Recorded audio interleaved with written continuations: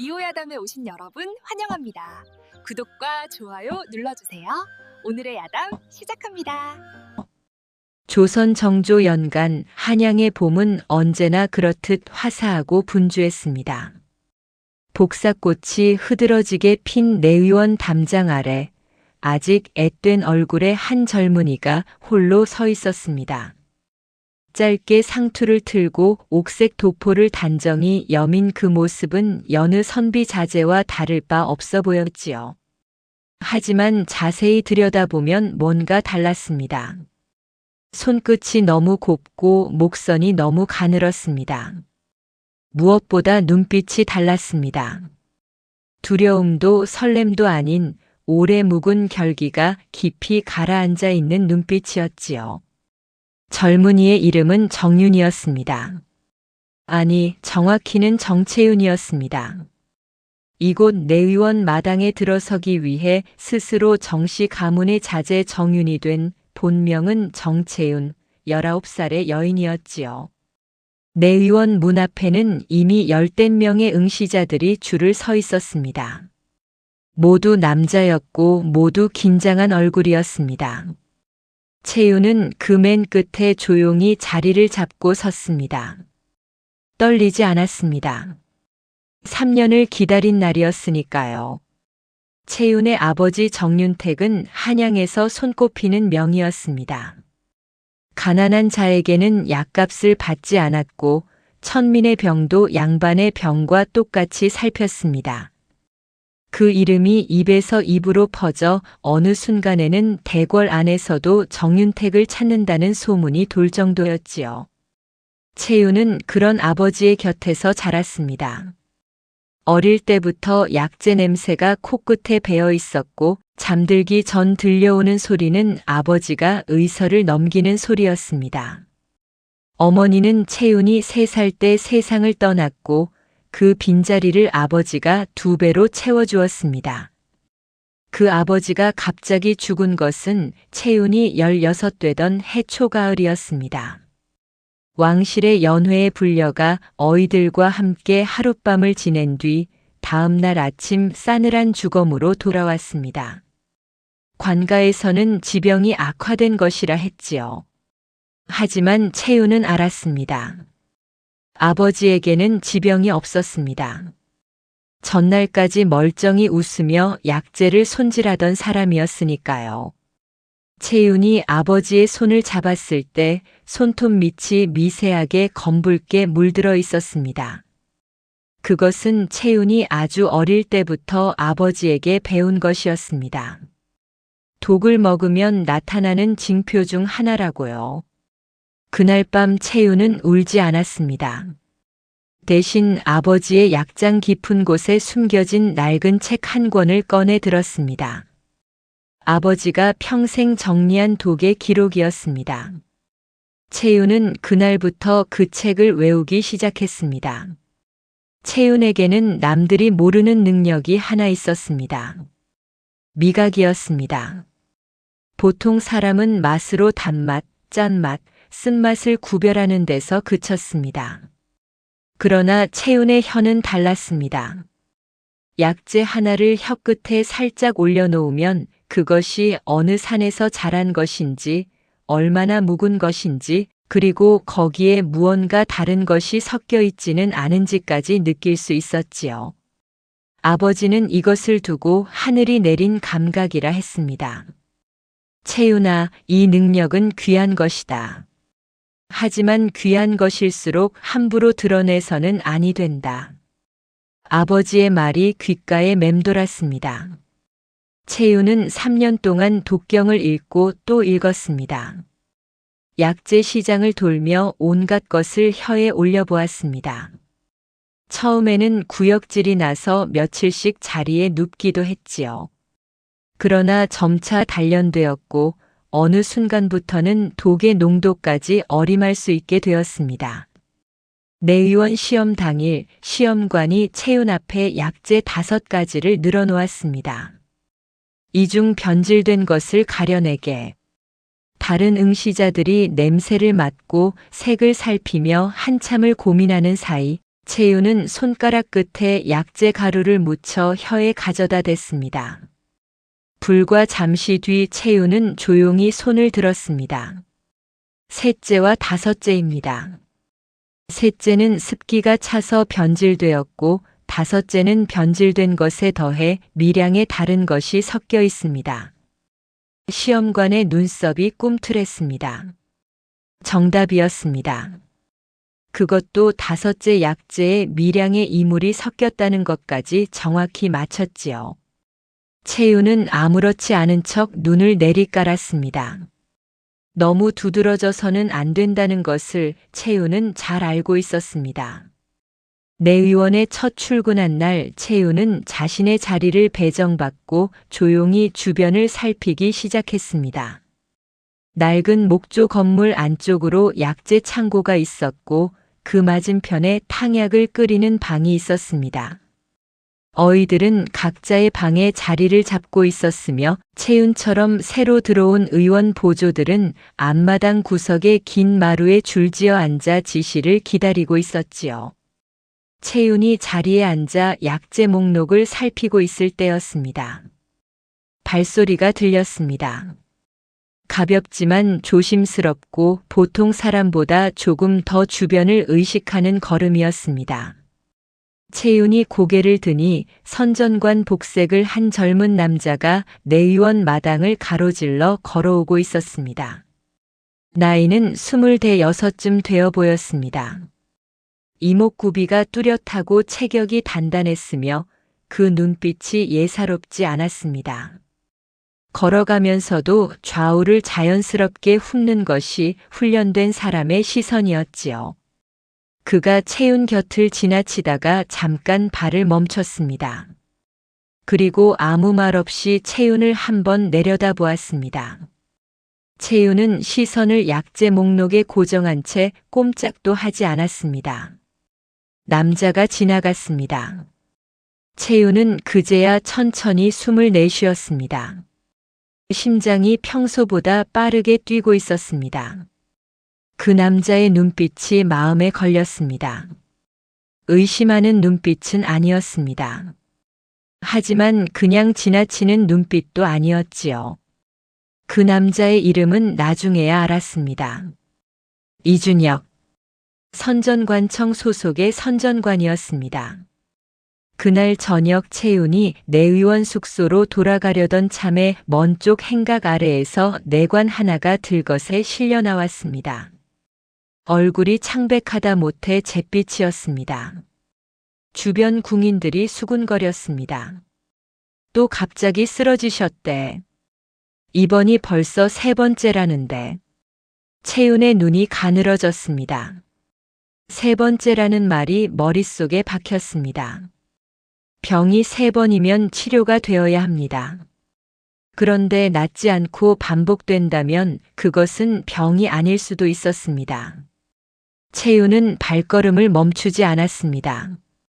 아무것도 보지 못한 듯 제 갈 길을 걸었습니다. 하지만 그 눈빛만은 이미 달라져 있었습니다. 드디어 시작이었습니다. 흥원군이 내의원의 모습을 드러낸 것은 채윤이 출근한 지 사흘째 되던 날이었습니다. 그가 들어서는 순간 내의원 앞마당의 공기가 달라졌습니다. 마루에 앉아 약재를 손질하던 의원 보조들이 일제히 허리를 굽혔고 창고를 오가던 하인들은 제자리에 얼어붙었습니다. 심지어 수십 년 경력의 어이들조차 황급히 자리에서 일어나 두 손을 모았지요. 흥원군은 40 중반의 나이였습니다. 살집이 좋고 얼굴빛이 윤기 있었으며 비단 다포 위로 금박 장식이 번쩍였습니다. 걸음걸이에서 권세가 배어나왔습니다. 자신이 지나갈 때 사람들이 엎드리는 것을 당연하게 여기는 자의 걸음이었지요. 흥원군의 뒤를 따르는 신복들도 예사롭지 않았습니다. 눈매가 날카롭고 체격이 다부진 자들이 좌우로 2명씩 붙어 걸었습니다. 어의 최상현이 총총히 걸어 나와 허리를 깊이 숙였습니다. 군께서 친히 행차하시니 황공하옵니다. 흥원군은 최상현을 흘겨보며 안으로 들어갔습니다. 채윤은 고개를 숙인 채 그 행렬이 지나가는 것을 지켜보았습니다. 고개를 숙이면서도 눈은 내리깔지 않았습니다. 흥원군의 발끝을 그리고 그 뒤를 따르는 신복들의 허리춤을 살폈습니다. 신복 중 한 명의 허리에 작은 가죽 주머니가 달려 있었습니다. 아무것도 아닌 것처럼 달려 있었지만 채윤의 눈에는 그것이 약재 주머니처럼 보였습니다. 어느 의원이 차는 것과 같은 모양이었지요. 곧 흥원군의 목소리가 들려왔습니다. 전하의 보양을 위해 내가 직접 구해온 약재일세. 이것으로 탕약을 올리도록 하게. 최상현의 목소리는 한없이 낮았습니다. 분부대로 거행하겠습니다. 채윤은 손에 들고 있던 약재를 천천히 내려놓았습니다. 손끝이 차가워졌습니다. 이틀 뒤 왕에게 올릴 탕약이 준비되었습니다. 채윤은 약재 창고 정리를 맡아 탕약방 근처를 오가고 있었습니다. 모두가 바쁘게 움직이는 틈을 타 채윤은 자연스럽게 탕약방 문가에 가까이 섰습니다. 탕약방 안에는 흥원군이 보내온 약재로 끓인 탕약이 그릇에 담겨 있었습니다. 진한 갈색빛의 향이 진했습니다. 보기에는 여느 탕약과 다를 것이 없었지요. 채윤은 주변을 한번 살폈습니다. 사람이 없었습니다. 채윤은 방 안으로 들어가 탕약 그릇 앞에 섰습니다. 그리고 작은 나무 숟가락으로 한 방울을 떠 혀끝에 올렸습니다. 순간이었습니다. 쓴맛이 일었습니다. 그런데 그 쓴맛이 이상했습니다. 보통 약재의 쓴맛은 넓게 퍼지다가 가라앉습니다. 그런데 이것은 혀의 한 점에 모여 날카롭게 찔렀습니다. 채윤이 독경에서 읽은 그대로였습니다. 오독. 양을 극소량으로 쓰면 당장은 해가 없지만 꾸준히 복용하면 서서히 몸을 상하게 하는 독이었지요. 채윤은 얼른 숟가락을 제자리에 놓고 방에서 나왔습니다. 그리고 창고에 있는 비슷한 빛깔의 약재 중 독이 없는 것으로 탕약 그릇 옆에 슬쩍 바꿔놓았습니다. 한 시진도 지나지 않아 최상현이 약재 창고로 들이닥쳤습니다. 내 놈이 탕약을 손댔느냐. 채윤이 고개를 들었습니다. 변질된 약재가 섞인 것 같아 바꾸었습니다. 최상현의 얼굴이 굳었습니다. 그는 채윤의 멱살을 잡아 끌었습니다. 감히 내 의원 어이의 처방에 손을 댄다고. 내 주제를 알 거라. 채윤은 끌려가면서도 저항하지 않았습니다. 최상현이 원하는 대로였습니다. 저항하면 더 큰 문제가 생길 것을 알았기 때문이었지요. 그날 채윤은 마당에 무릎을 꿇고 곤장 10대를 맞았습니다. 그리고 이튿날부터 약재 창고 청소 담당으로 좌천되었습니다. 채윤은 아무 말도 하지 않았습니다.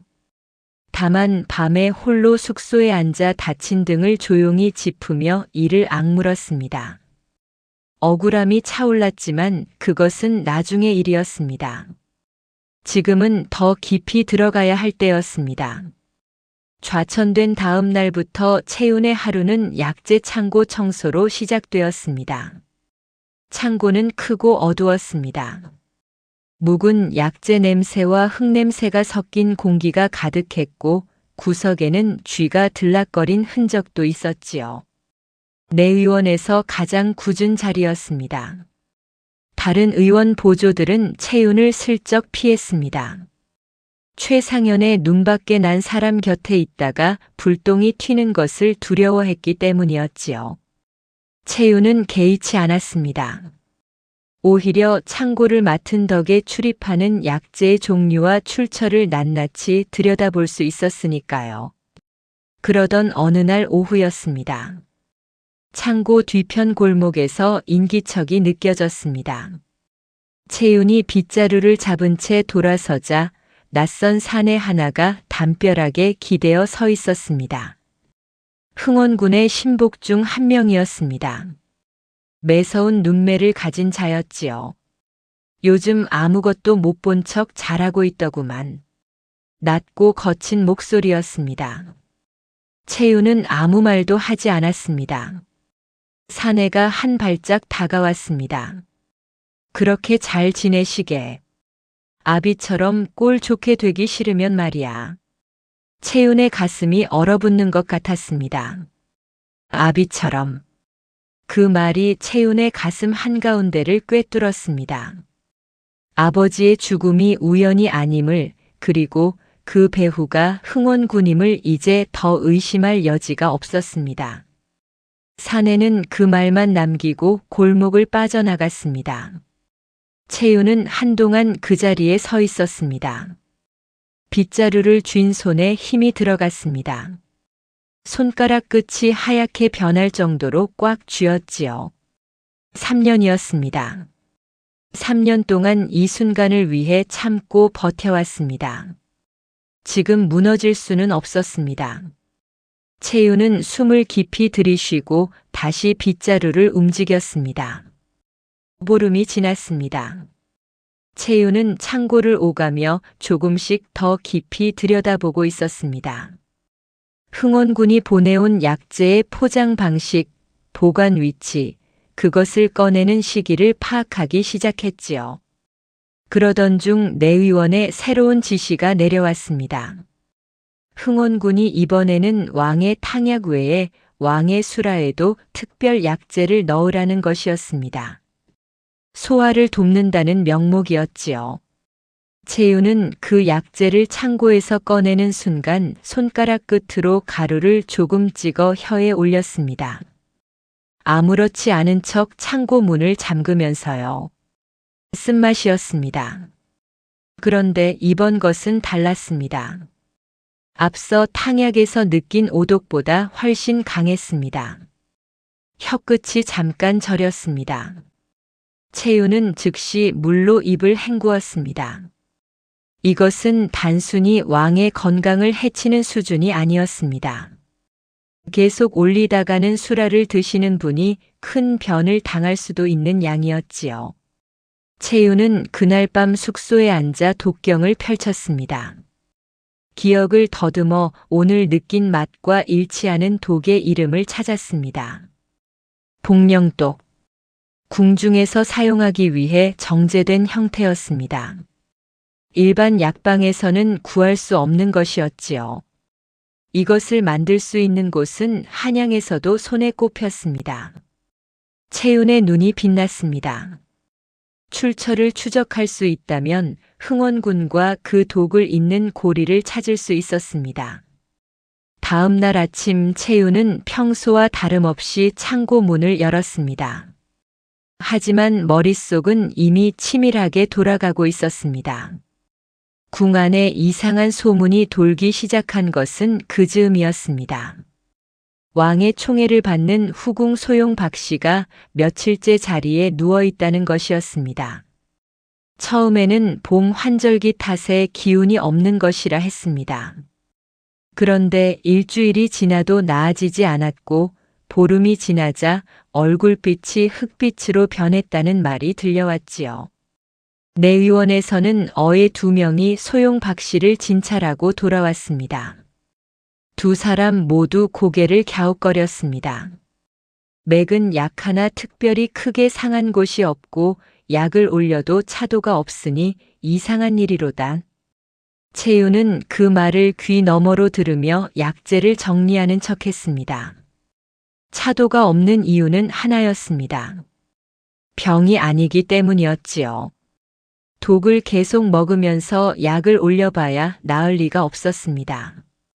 채윤은 소용 박씨의 처소에서 수라를 담당하는 나인이 누구인지 조심스럽게 알아보았습니다.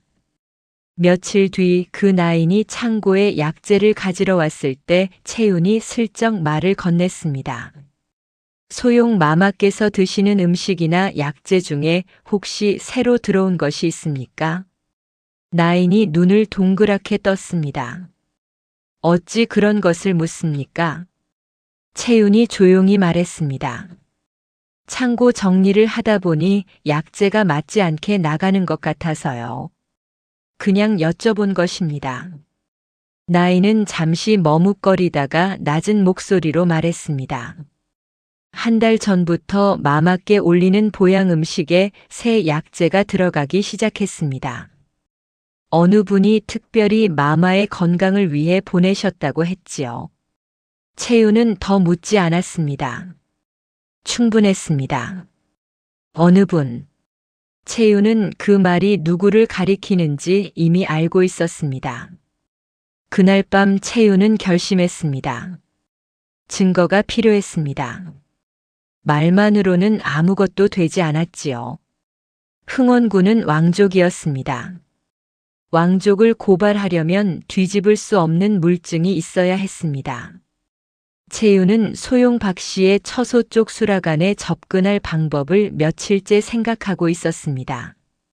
그리고 마침내 기회가 왔습니다. 수라간에 약재를 납품하는 날 채윤이 직접 짐을 들고 들어가는 것이었지요. 여느 때처럼 약재 상자를 등에 진 채윤이 수라간 문을 들어섰습니다. 상자를 내리는 척하며 수라간 구석구석을 살폈습니다. 음식 재료들이 가지런히 놓여 있었고 그 한편에 따로 봉해진 작은 단지들이 줄지어 있었습니다. 채윤이 그쪽으로 다가갔습니다. 단지 하나를 열어 손가락 끝에 묻혀 혀에 올리려는 순간이었습니다. 거기 뭐 하는 것이냐? 등 뒤에서 날카로운 목소리가 터져 나왔습니다. 흥원군의 신복이었습니다. 아까부터 수라간 밖에서 지켜보고 있었던 모양이었지요. 채윤이 돌아섰습니다. 신복의 손이 채윤의 팔목을 거칠게 낚아챘습니다. 어디 소속 누구냐? 채윤이 침착하게 말했습니다. 내위원 약재 담당입니다. 납품 확인을 하던 중이었습니다. 신복의 눈이 좁아졌습니다. 그는 채윤을 끌고 최상현에게로 갔습니다. 최상현의 얼굴이 새파랗게 질렸습니다. 이놈을 당장 내위원에서 쫓아내시오. 그날 채윤은 짐을 싸서 숙소를 나와야 했습니다. 내위원에서 쫓겨난 것이었습니다. 한양 거리에 밤이 깔렸고 채윤은 짐 보퉁이를 들고 골목 어귀에 멈춰 섰습니다. 3년을 준비했습니다. 이 안에 들어오기 위해 모든 것을 쏟아부었습니다. 그런데 이제 겨우 한 달 만에 내쫓긴 것이었지요. 채윤은 고개를 들어 하늘을 올려다보았습니다. 별이 없는 흐린 밤이었습니다. 눈물이 차오르려 했지만 채윤은 눈을 꽉 감았습니다. 울 시간이 없었습니다. 지금 무너지면 아버지의 원수는 영영 갚을 수 없었습니다. 채윤이 눈을 다시 떴습니다. 그때였습니다. 골목 끝 어둠 속에서 낮은 목소리가 들려왔습니다. 기다렸습니다. 채윤이 고개를 돌렸습니다.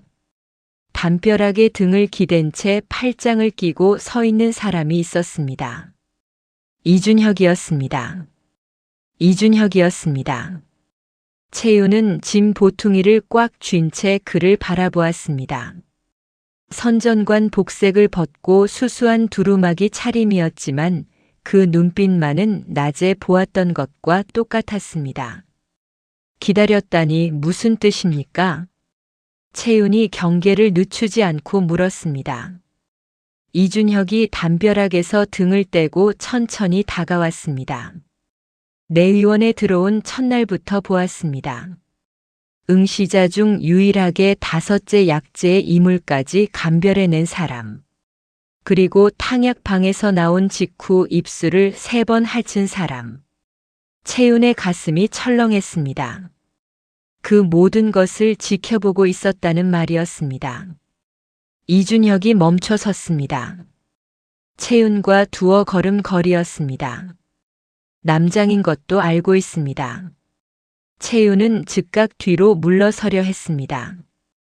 이준혁이 손을 들어 막았습니다. 해치려는 것이 아닙니다. 나는 지금 흥원군을 조사하고 있습니다. 그리고 당신이 필요합니다. 골목에 바람이 불었습니다. 채윤은 이준혁의 눈을 똑바로 바라보았습니다. 거짓말을 하는 눈이 아니었습니다. 하지만 그것만으로 믿을 수는 없었지요. 어디 소속입니까? 선전관청입니다. 하지만 이 일은 전하의 밀명을 받아 단독으로 움직이고 있습니다. 채윤이 잠시 침묵했습니다. 증거를 보여주십시오.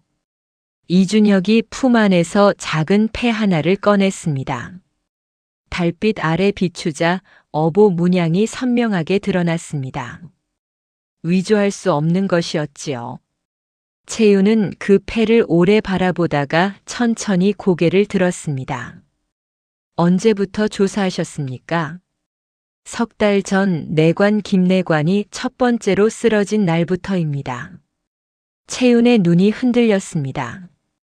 그 말은 이 사람이 채윤보다 먼저 이 일을 알고 있었다는 뜻이었습니다. 그리고 채윤을 내의원에 들어오는 순간부터 지켜보고 있었다는 뜻이기도 했지요. 채윤은 짐 보퉁이를 내려놓았습니다. 들어보겠습니다. 이준혁이 채윤을 데려간 곳은 내의원 담장 밖 작은 주막의 방 하나였습니다. 불을 낮게 켜둔 방 안에 마주 앉자 이준혁이 먼저 입을 열었습니다. 내관 김내관이 쓰러진 뒤 나는 그의 음식과 약을 조사했습니다. 하지만 흔적을 찾을 수가 없었지요. 독의 종류를 특정하지 못하면 출처도 범인도 잡을 수 없습니다. 채윤이 조용히 들었습니다. 당신은 탕약에서 무언가를 감별했습니다. 그것이 무엇인지 말해줄 수 있습니까? 채윤은 잠시 생각했습니다. 이 사람을 어디까지 믿을 수 있는가? 하지만 혼자서는 한계가 있다는 것을 채윤은 이미 오늘 뼈저리게 느꼈습니다. 채윤이 품 안에서 낡은 보자기 하나를 꺼냈습니다.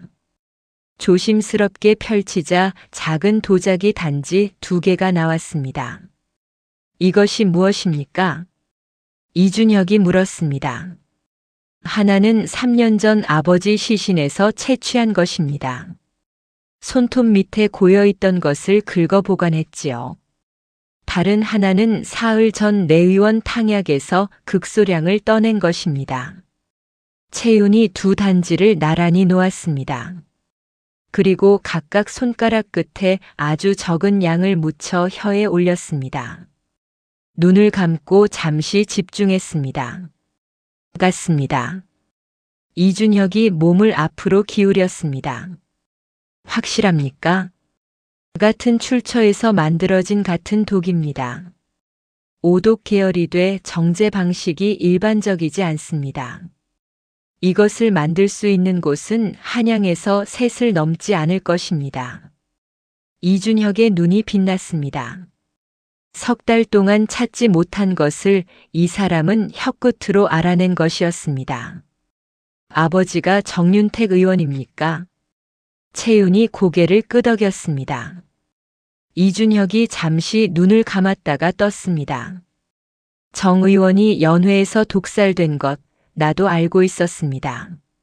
하지만 증거가 없었지요. 채윤의 눈에 처음으로 뜨거운 것이 차올랐습니다. 3년 동안 아무도 그 말을 해주지 않았습니다. 다들 병사라 했지요. 그런데 이 사람은 알고 있었습니다. 채윤은 눈을 깜빡여 그것을 눌러 넣었습니다. 함께 하겠습니다. 이튿날부터 채윤과 이준혁은 각자의 방식으로 움직이기 시작했습니다. 먼저 풀어야 할 문제는 채윤이 내의원으로 돌아가는 것이었습니다.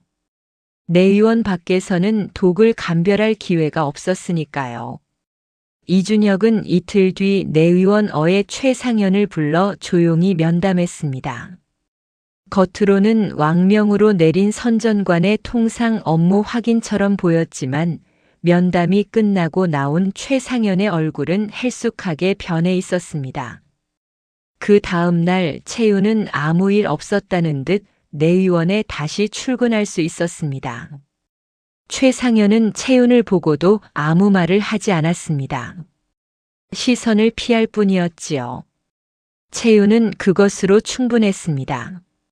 한편 이준혁이 파악한 내용은 이러했습니다. 흥원군은 오래전부터 왕위를 탐하고 있었습니다. 왕에게 후사가 없는 틈을 타 자신이 왕위 계승 서열에 오르려 했지요. 그러나 왕은 건강했고 후궁 소용 박씨가 아이를 가질 가능성도 있었습니다. 흥원군에게는 그것이 걸림돌이었습니다. 왕을 서서히 병들게 하고 후궁 소용 박씨도 아이를 가질 수 없도록 만드는 것. 그것이 흥원군의 계획이었습니다. 채윤이 이준혁의 말을 들으며 주먹을 쥐었습니다. 그러면 아버지는 그 계획을 눈치채서 죽임을 당한 것이군요. 이준혁이 고개를 끄덕였습니다. 연회에 불려간 날 정 의원은 왕에게 올린 음식에서 이상한 것을 감지했을 것입니다. 그것을 막으려 했고 흥원군 측이 먼저 손을 쓴 것이지요. 채윤은 눈을 감았습니다. 아버지는 아버지답게 살다가 아버지답게 죽은 것이었습니다. 그 사실이 슬프면서도 어딘지 자랑스러웠습니다. 기필코 밝혀내겠습니다. 채윤의 목소리는 흔들리지 않았습니다. 역할 분담은 명확했습니다. 채윤은 내의원 안에서 움직였습니다. 약재 창고를 드나들며 흥원군이 보내온 약재의 종류와 양을 파악하고 탕약과 수라에 들어가는 독의 성분을 감별하는 것이 채윤의 몫이었습니다. 무엇보다 그 독의 출처, 즉 어느 약방에서 만들어진 것인지를 특정하는 것이 핵심이었지요. 이준혁은 외부를 맡았습니다.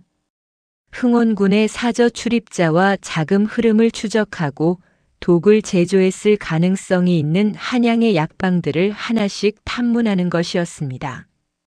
두 사람이 정보를 나누는 방식도 정했습니다.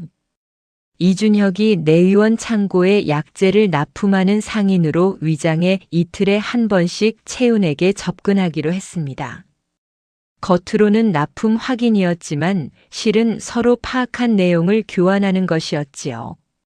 첫 번째 정보 교환 날 이준혁이 낮은 목소리로 말했습니다. 한양 북촌에 해강당이라는 약방이 있습니다. 흥원군 사저의 하인이 그곳을 한 달에 2번 들른다는 것을 확인했습니다. 채윤이 조용히 받았습니다. 제가 감별한 독의 정제 방식과 일치하는 약방이 3이었는데 그중 하나가 북촌에 있습니다. 해강당과 같은 곳일 수 있습니다. 이준혁의 눈빛이 날카로워졌습니다. 확인이 필요합니다. 채윤이 고개를 끄덕였습니다. 약재 상자를 넘겨받는 짧은 시간이었습니다. 하지만 두 사람 사이에 오간 것은 단순한 정보 이상이었습니다. 같은 목적을 향해 같은 걸음을 맞추기 시작했다는 확인이었지요. 이준혁이 상자를 내려놓고 돌아서려다 멈칫했습니다. 그리고 낮게 말했습니다. 조심하십시오. 저쪽은 한번 눈밖에 난 사람은 끝까지 본다는 것을 잊지 마십시오. 채윤이 상자를 들어 올리며 짧게 답했습니다. 저도 한번 마음먹은 것은 끝까지 합니다. 이준혁이 뒤돌아서는 모습을 채윤은 바라보지 않았습니다. 하지만 그 말이 가슴 어딘가에 작은 불씨처럼 남았습니다. 차갑게 가라앉아 있던 자리에 오랜만에 온기가 깃드는 것 같았지요.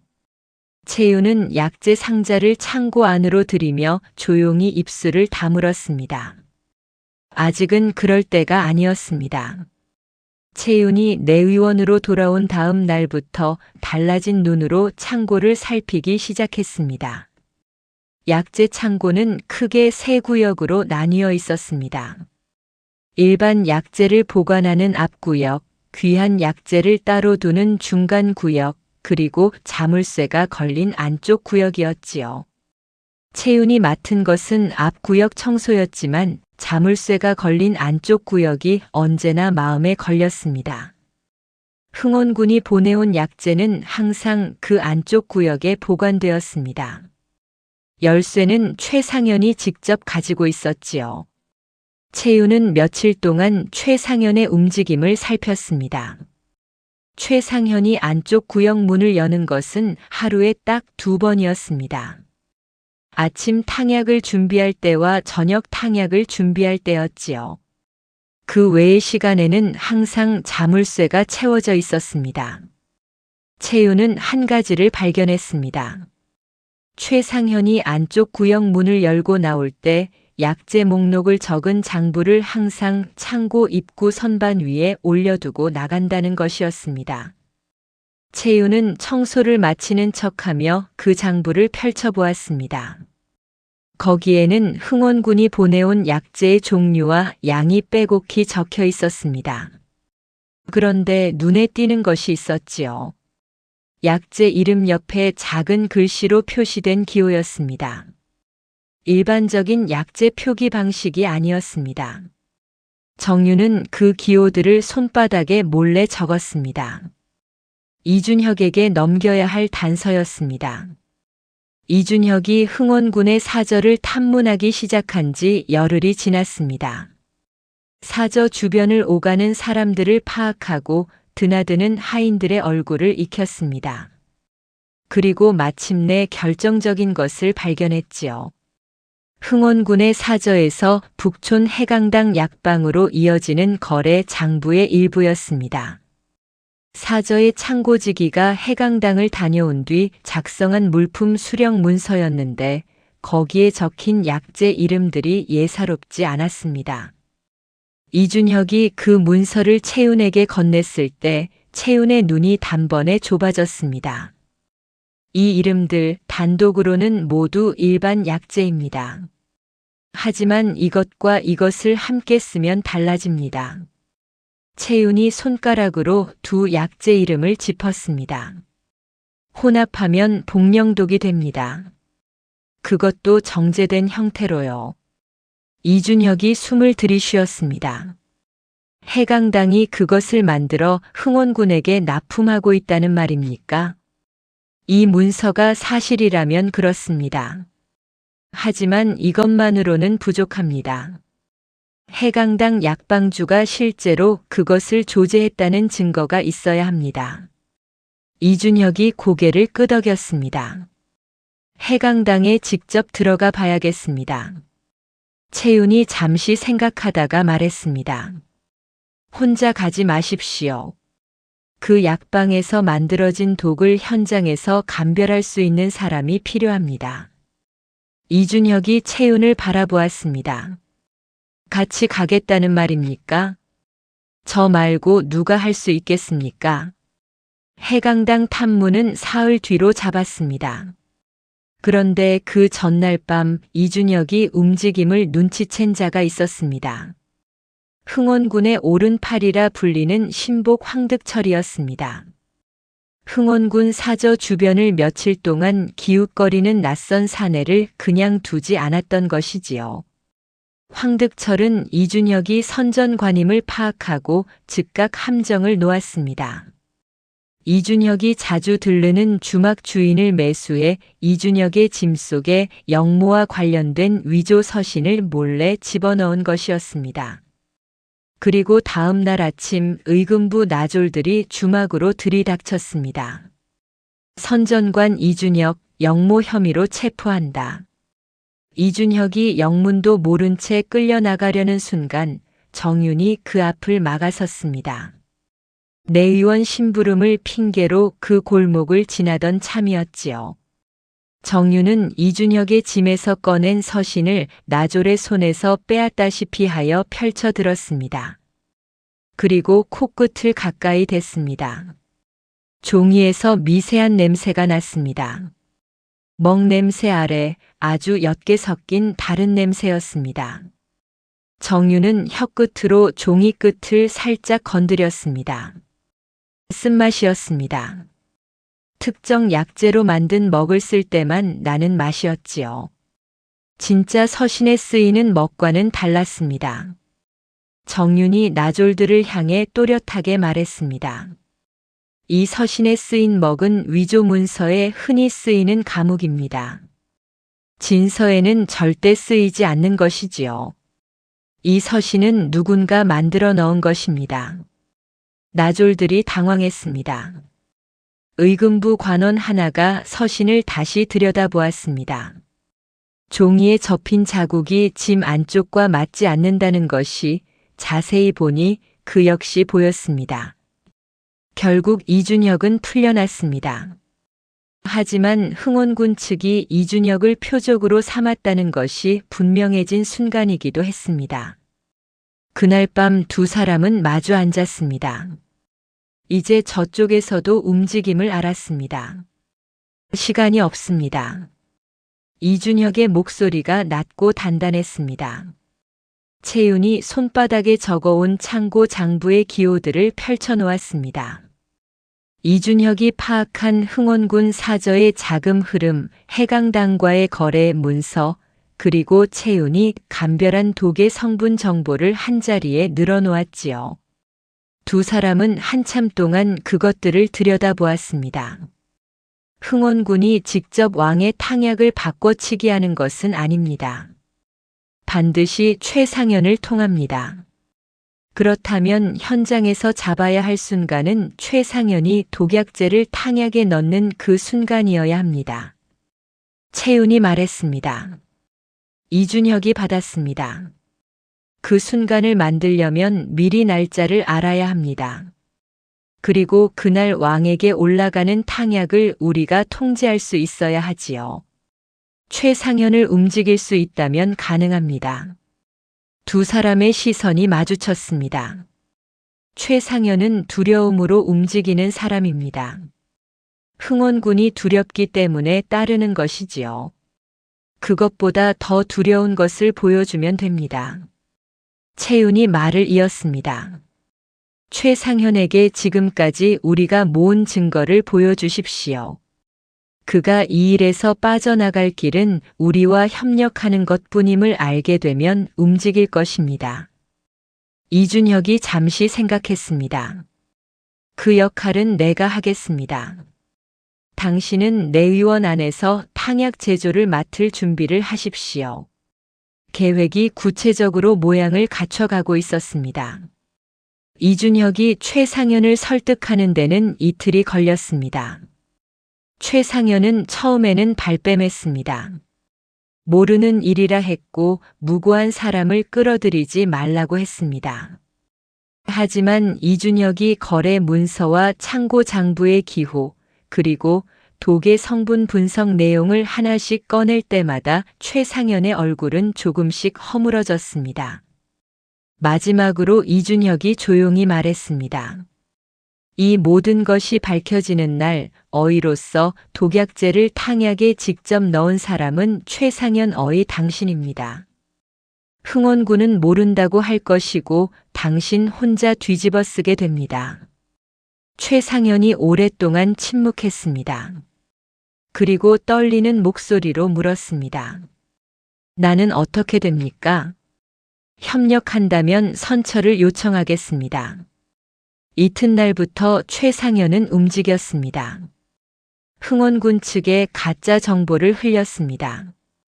왕에게 올릴 특별보양 탕약을 다음 달 초하루에 올릴 예정이며 그날 효과를 높이기 위해 평소보다 2배 강한 약재를 써야 할 것 같다는 내용이었지요. 흥원군 측에서는 그 말을 듣고 적극적으로 응했습니다. 기다렸다는 듯이 강한 약재를 보내겠다고 했습니다. 함정이 놓였습니다.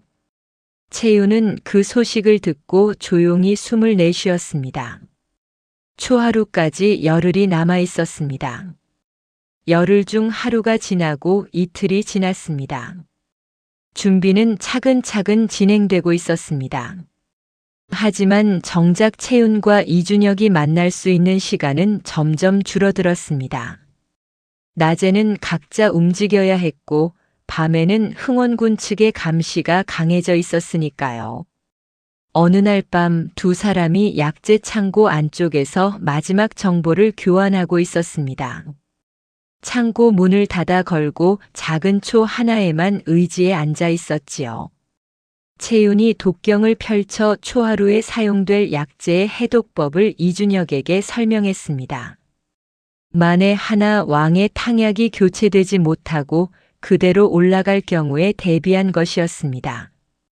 이준혁은 채윤이 설명하는 동안 내내 채윤의 손을 바라보고 있었습니다. 약재를 짚고 책장을 넘기고 글씨를 가리키는 그 손이었습니다. 독을 감별하기 위해 수없이 단련된 손이었지요. 채윤이 설명을 마치고 고개를 드는 순간 이준혁의 시선과 마주쳤습니다. 잠시 침묵이 흘렀습니다. 이준혁이 조용히 손을 뻗어 채윤의 손 위에 얹었습니다. 말은 없었습니다. 촛불이 흔들렸습니다. 창고 밖에서 바람이 지나가는 소리가 들렸지요. 채윤은 손을 빼지 않았습니다. 뺄 이유가 없었습니다. 이 사람 곁에서 처음으로 두렵지 않다는 생각이 들었으니까요. 이준혁이 낮게 말했습니다. 이 일이 끝나면 하고 싶은 말이 있습니다. 채윤이 시선을 독경으로 내렸습니다. 귀가 살짝 붉어졌지만 어둠 속이라 보이지 않았습니다. 끝내고 나서 하십시오. 촛불이 다시 한번 흔들렸습니다. 그리고 두 사람은 다시 약재 이야기로 돌아갔습니다. 하지만 그 밤의 온기는 쉽게 가시지 않았습니다. 초하루 사흘 전 채윤이 왕에게 올릴 탕약을 직접 제조하는 역할을 맡기 위한 준비가 시작되었습니다. 이준혁이 최상현을 통해 내의원에 상소를 올렸습니다. 왕의 보양 탕약을 위해 새로 들어온 의원 보조 정윤이 약재 조합에 뛰어난 재능을 보이고 있으니 이번 특별 탕약 제조에 참여시키자는 내용이었습니다. 흥원군 측에서 이의를 제기할 것이 분명했습니다. 아니나 다를까 황득철이 최상현을 찾아와 따졌습니다. 경험도 없는 신출내기를 어찌 왕의 탕약에 붙인단 말이오. 최상현이 흔들리지 않고 답했습니다. 이준혁이 미리 준비해 준 말이었지요. 신출내기이기 때문입니다. 내의원에 오래 있은 자들은 모두 입이 있지요. 이번 탕약은 외부에 알려져서는 아니 되는 특별한 처방이 들어갑니다. 말이 없는 자가 필요합니다. 황득철이 의심스러운 눈으로 최상현을 바라보다가 돌아갔습니다. 그리고 이튿날 왕의 윤허가 내려왔습니다. 정윤이 이번 보양 탕약 제조에 참여하게 된 것이었습니다. 채윤은 그 소식을 듣고 천천히 눈을 감았습니다. 모든 준비가 제자리를 찾아가고 있었습니다. 이제 남은 것은 초하루 그날 하루였습니다. 채윤은 숙소로 돌아와 독경을 마지막으로 한 번 더 펼쳤습니다. 처음 이 책을 손에 쥐던 날 밤이 떠올랐습니다. 16살의 밤이었습니다. 아버지를 잃고 혼자 남겨진 밤이었지요. 아버지, 조금만 더 기다려 주십시오. 채윤은 책을 덮었습니다. 초하루 전날 밤이었습니다. 채윤은 잠을 이루지 못하고 뒤척이다 조용히 숙소를 나왔습니다. 내의원 마당에는 아무도 없었습니다. 별이 많은 밤이었습니다. 채윤이 창고 처마 아래에 기대어 서 있을 때 발소리가 들렸습니다. 이준혁이었습니다. 잠이 안 옵니까? 어떻게 하셨습니까? 나도 마찬가지이니까요. 두 사람은 나란히 서서 한동안 말이 없었습니다. 그때였습니다. 담장 너머에서 인기척이 났습니다. 이준혁이 즉각 채윤의 앞을 막아서며 허리에서 칼을 뽑았습니다. 어둠 속에서 검은 복색의 사내둘이 뛰어들어왔습니다. 흥원군이 보낸 자객이었습니다. 이준혁이 첫 번째 자객의 칼을 막아내는 사이 두 번째 자객이 채윤을 향해 달려들었습니다. 채윤이 옆으로 피하며 손에 잡히는 대로 약재 상자를 집어 자객의 얼굴을 향해 힘껏 던졌습니다. 자객이 잠깐 주춤하는 사이 이준혁이 돌아서며 그 자객까지 제압했습니다. 두 자객은 마당에 쓰러졌습니다.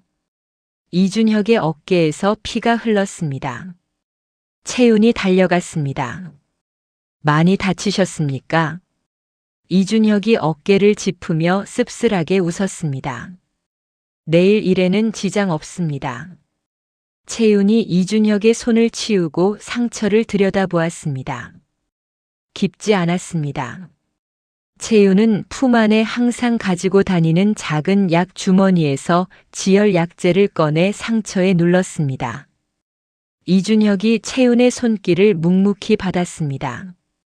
채윤이 붕대를 묶으며 낮게 말했습니다. 내일 반드시 끝냅시다. 이준혁이 채윤을 내려다보았습니다. 반드시 끝냅니다. 마당에 바람이 지나갔습니다. 별빛 아래 두 사람의 그림자가 나란히 마당에 길게 드리워져 있었습니다. 초하루 아침이 밝았습니다. 내의원 안은 여느 때보다 분주했습니다. 왕에게 올릴 특별 보양 탕약을 준비하는 날이었으니까요. 최상현이 직접 약재 창고를 열고 재료를 꺼냈습니다. 흥원군 측에서 보내온 약재가 그 안에 있었습니다. 정유는 탕약방 한쪽에 자리를 잡고 조용히 준비를 했습니다. 손이 차가웠습니다. 하지만 흔들리지 않았습니다. 최상현이 흥원군 측 약재를 탕약솥 앞에 가져다 놓았습니다. 그리고 정윤에게 눈짓을 보냈습니다. 미리 약속한 신호였지요. 정윤이 자연스럽게 다가가 약재를 손에 집었습니다. 손끝에 가루를 묻혀 혀에 올렸습니다. 복령독이었습니다. 그것도 평소보다 2배 농도였습니다. 이것이 왕에게 올라갔다면 당장 그날 큰 변이 났을 것이었지요. 정유는 약재를 조용히 내려놓고 미리 준비해둔 안전한 약재로 바꿔치기 했습니다. 그리고 탕약을 끓이기 시작했습니다. 바로 그 순간 탕약방 문이 열렸습니다. 황득철이었습니다. 그 뒤로 흥원군의 신복 셋이 따라 들어왔습니다. 탕약방에 수상한 자가 있다는 보고를 받았소. 황득철의 눈이 정윤을 향했습니다. 정윤은 솥 앞에서 돌아서지 않았습니다. 천천히 약재를 저으며 조용히 말했습니다. 수상한 것은 저가 아니라 이 약재인 것 같습니다만. 그리고 돌아섰습니다. 손에는 흥원군 측에서 보내온 독약재가 들려 있었습니다. 황득철의 얼굴이 굳었습니다. 그것을 어디서 꺼냈느냐? 창고에서 꺼냈습니다. 흥원군 군께서 보내신 것이지요. 정윤이 또렷하게 말했습니다. 그리고 탕약방 문을 향해 목청을 높였습니다. 들어오십시오. 문이 열렸습니다. 이준혁이 들어섰습니다. 어깨에 붕대를 감고 있었지만 눈빛은 서늘하게 빛났습니다. 그 뒤로 선전관청 관원 넷이 따라 들어왔지요. 이준혁이 품 안에서 문서 묶음을 꺼내 탁자 위에 펼쳤습니다. 흥원군과 북촌 해강당 약방의 거래 문서, 흥원군 사저 창고지기의 자백서, 그리고 내의원 창고 장부의 기호 해석본입니다. 모두 왕에게 올릴 독약제의 제조와 납품을 증명하는 것들이지요.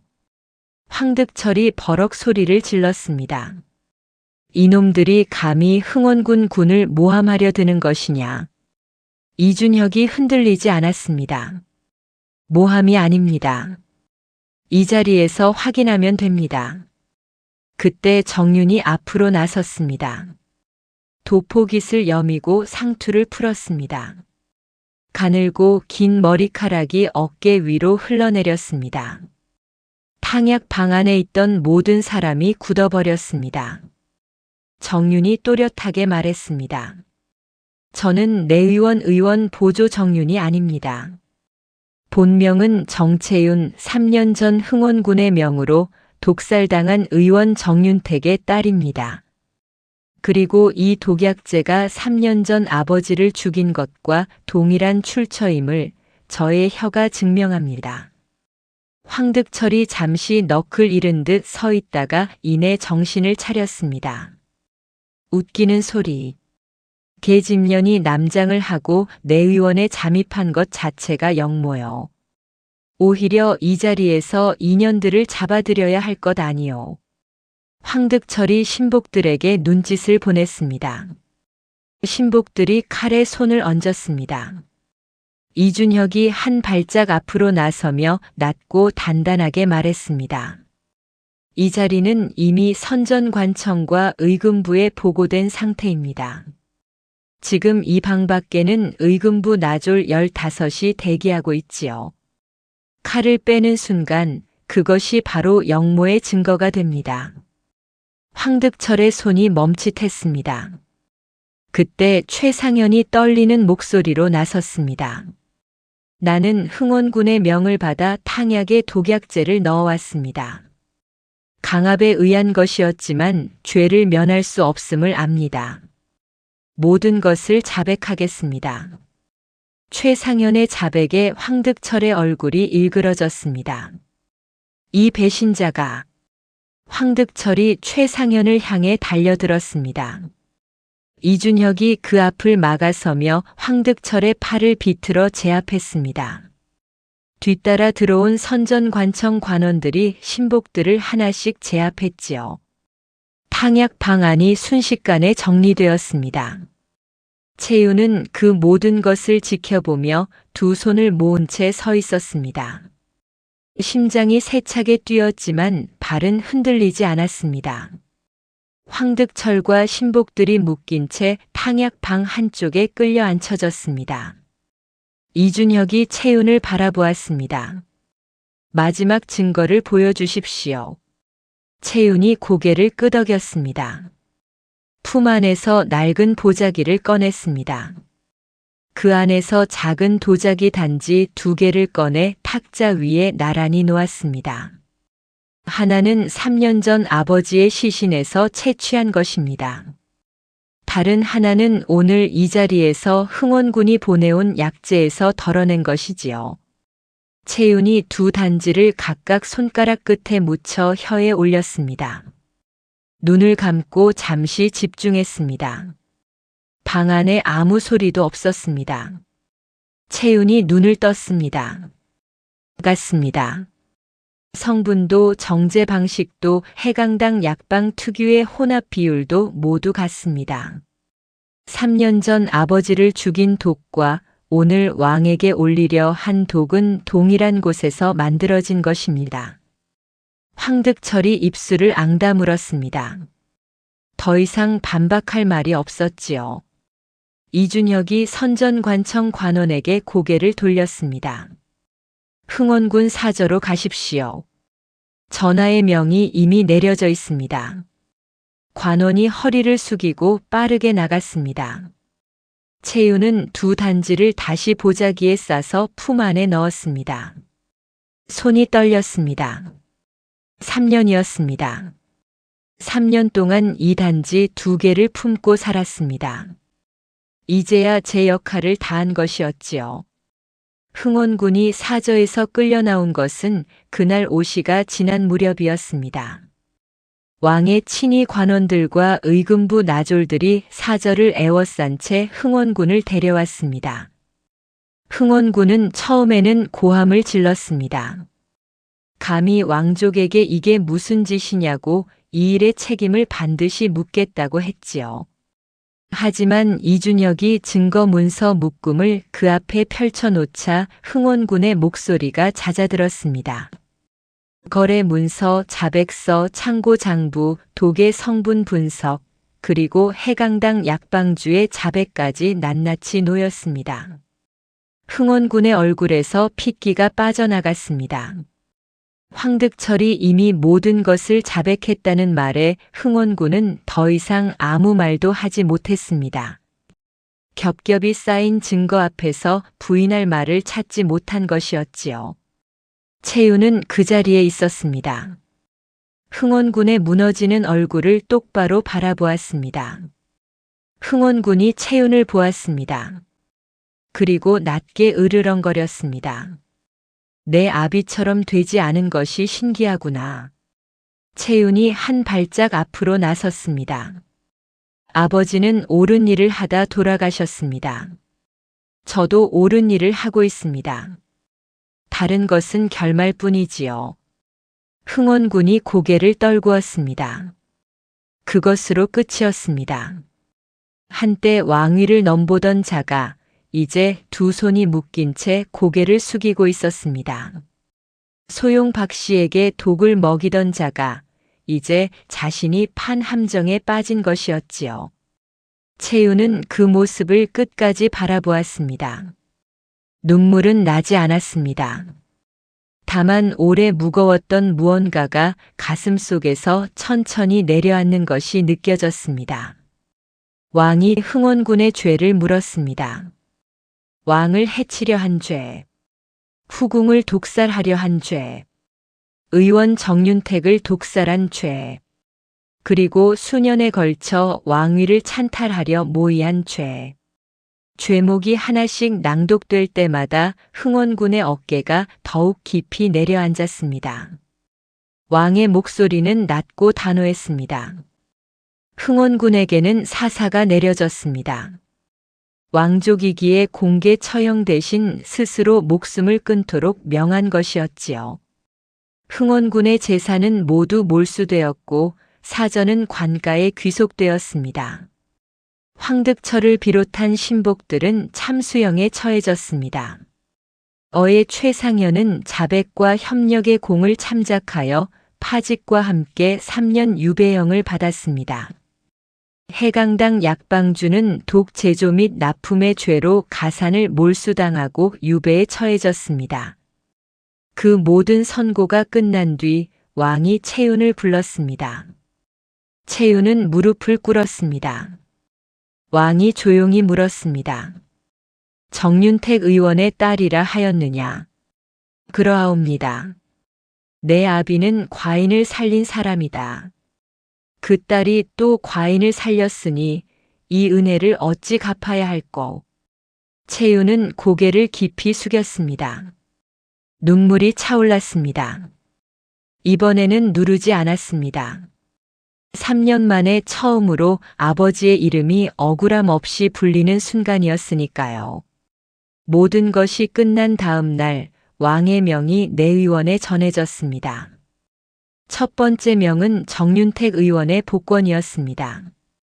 3년 전 병사로 처리되었던 정윤택의 죽음이 공식적으로 독살로 재기록되었고 흥원군의 명에 의한 것임이 밝혀졌습니다. 정윤택의 이름은 억울함을 벗고 명의로서 다시 한양에 기록되었지요. 채윤은 그 문서를 두 손으로 받아들었습니다. 종이 위에 아버지의 이름이 선명하게 적혀 있었습니다. 정윤택. 채윤은 그 이름을 손가락으로 천천히 짚었습니다. 아무 말도 나오지 않았습니다. 말 대신 눈물이 먼저였지요. 두 번째 명은 채윤에 관한 것이었습니다. 내의원 최초의 여인여 정채윤에게 정식 직첩을 내린다는 것이었습니다. 의녀로서 궁중에 출입하고 왕실의 진료에 참여할 수 있는 공식 자격이었지요. 그동안 남장으로 들어와 활동한 것에 대한 죄를 묻지 않으며 오히려 그 공을 치하한다는 내용도 함께였습니다. 내의원 마당에 직첩을 받으러 나온 채윤은 처음으로 여인의 차림이었습니다. 옥색 저고리에 남색 치마, 단정하게 올린 머리. 남장을 하고 처음 이 마당에 들어서던 날과 같은 봄이었지만 그날과는 모든 것이 달랐습니다. 직첩을 건네받는 순간 채윤의 눈앞에 아버지의 얼굴이 스쳤습니다. 채윤아, 이 능력은 귀한 것이다. 아버지의 말이 맞았습니다. 귀한 것이었습니다. 그리고 이제 그 귀한 것이 마침내 제자리를 찾았습니다. 세 번째 명은 소용 박 씨에 관한 것이었습니다. 독 처방이 중단된 뒤 조금씩 기력을 되찾고 있던 소용 박 씨의 치료를 채윤이 맡으라는 것이었지요. 채윤은 두 손을 모아 깊이 허리를 숙였습니다. 이제 진짜 시작이었습니다. 봄이 깊어지고 여름이 오기 전 채윤과 이준혁의 혼례가 치러졌습니다. 이준혁의 집안은 처음에 반대했습니다. 의녀 출신의 며느리는 전례가 없다고 했지요. 하지만 이준혁은 물러서지 않았습니다. 전하께서 직접 교지를 내리신 분입니다. 그 이상의 가문이 어디 있겠습니까? 이준혁의 어머니는 채윤을 직접 만나고서야 마음을 열었습니다. 채윤이 조용히 그러나 흔들림 없이 자신의 이야기를 하는 것을 듣고 난 뒤였지요. 혼례날 아침 채윤은 혼례복을 입고 거울 앞에 앉았습니다. 거울 속에 낯선 사람이 있었습니다. 3년 동안 남장을 하고 독을 혀에 올리고 어둠 속 골목을 오가던 사람이 지금 이 자리에 앉아 있었습니다. 채윤은 거울 속 자신을 바라보며 조용히 웃었습니다. 혼례가 끝나고 두 사람이 나란히 앉았을 때 이준혁이 말했습니다. 이 일이 끝나면 하고 싶은 말이 있다고 했지요. 채윤이 고개를 돌렸습니다. 이제 말씀하십시오. 이준혁이 채윤을 바라보았습니다. 처음 내의원 마당에서 보았을 때부터였습니다. 모두가 고개를 숙이는데 당신만 눈을 내리깔았습니다. 고개를 숙이면서도 보고 있었지요. 그 눈빛을 잊을 수가 없었습니다. 채윤이 잠시 아무 말도 하지 않았습니다. 그리고 낮게 말했습니다. 저는 처음에 당신이 두려웠습니다. 알고 있었습니다. 지금은 두렵지 않습니다. 그것으로 충분합니다. 방 안에 촛불이 조용히 타올랐습니다. 바깥에서 봄바람이 문을 가만히 두드렸습니다. 두 사람의 숨결이 하나가 되고 촛불이 흔들리다 이내 꺼져버렸습니다.